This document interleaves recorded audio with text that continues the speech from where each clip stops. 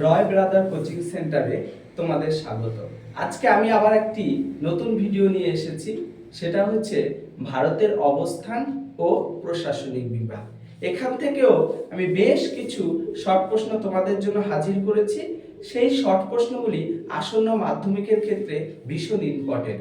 তোমরা লাস্ট মিনিটের জন্য এই শর্ট প্রশ্নগুলো একটু দেখে যেও। চ্যানেলটি যদি ভালো লাগে পাশে থেকে সাবস্ক্রাইব করতে ভুলবে না, এবং বন্ধুদের যাতে উপকার হয় তার জন্য তোমরা চ্যানেলটিকে শেয়ার করবে এবং বন্ধুদের একটু সাবস্ক্রাইব করে দিতে হবে। চলো কথা না বাড়িয়ে আজকে আবার শুরু করছি ভারতের অবস্থান এবং প্রশাসনিক বিভাগের শর্ট প্রশ্ন নিয়ে। চলো দেখা যাক কি কি আমরা শর্ট প্রশ্ন নিয়ে এসেছি। দেখো, ভারতের উত্তরতম বিন্দুর নাম কি? ইন্দ্রা কল উত্তর। 2 নম্বর, ভারতের দক্ষিণতম বিন্দুর নাম কি? ইন্দ্রা পয়েন্ট।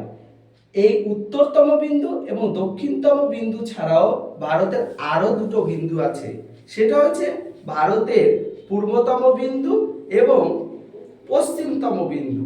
ভারতের পূর্বতম বিন্দুকে আমরা কি বলবো? কিবিথু। তাহলে ভারতের পূর্বতম বিন্দুকে আমরা কি বলবো? কিবিথু। আর পশ্চিমতম বিন্দুটা কি তোমরা আমাকে কমেন্ট বক্সে জানাতে ভুলবে না।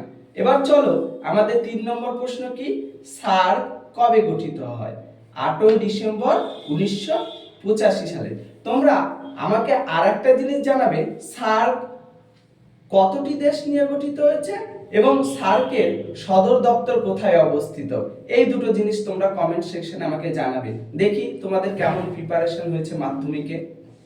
চলো আগাই আমরা। 4 নম্বর প্রশ্ন কি? ভারত পাকিস্তানের মধ্যে সীমারেখার নাম কি? Rat clip line. 5 নম্বর প্রশ্ন, ভারত ও চীনের মধ্যে সীমারেখা কি? McMahon line.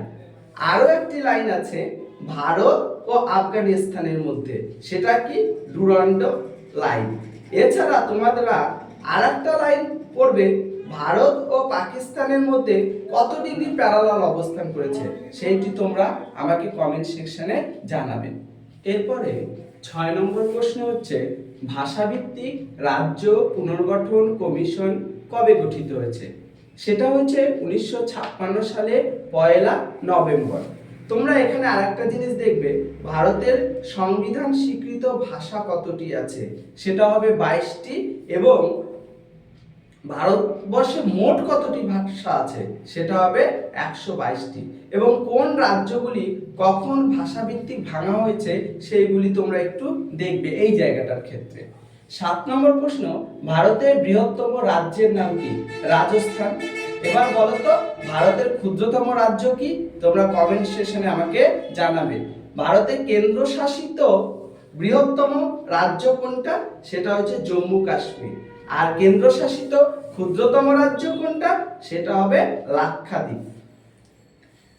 8 নম্বর প্রশ্ন, ভারতের নবীনতম রাজ্য কোনটা? তেলেঙ্গানা।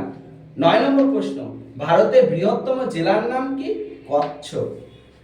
তারপরে পড়বে, এটা তোমরা জানিও তোমাকে, যে ভারতের ক্ষুদ্রতম জেলার নাম কি? ঠিক আছে। 10 নম্বর প্রশ্ন, দিল্লি কবে জাতীয় রাজধানী হিসাবে গ্রহণ করা হয়েছে? 1993 সালে। তোমরা আরেকটা প্রশ্ন পড়বে, ছিটমহল কবে চুক্তি গঠন করা হয়েছে এবং কোথায়? সেটা আমি বলে দিচ্ছি। 2015 সালে। কোথায় বসে এই চুক্তি স্বাক্ষর করা হয়েছিল? না, বাংলাদেশের রাজধানী ঢাকায় বসে। এই কটা প্রশ্ন তোমরা এই চ্যাপ্টার থেকে রেডি করবে। আশা করি এর মধ্য থেকেই তোমাদের সমস্ত প্রশ্ন কমন আসবে। চ্যানেলটা ভালো লাগলে পাশে থেকে সাবস্ক্রাইব করতে কখনো ভুলবে না। এইরকম আরো ভিডিও তোমরা পরবর্তীকালে পাবে।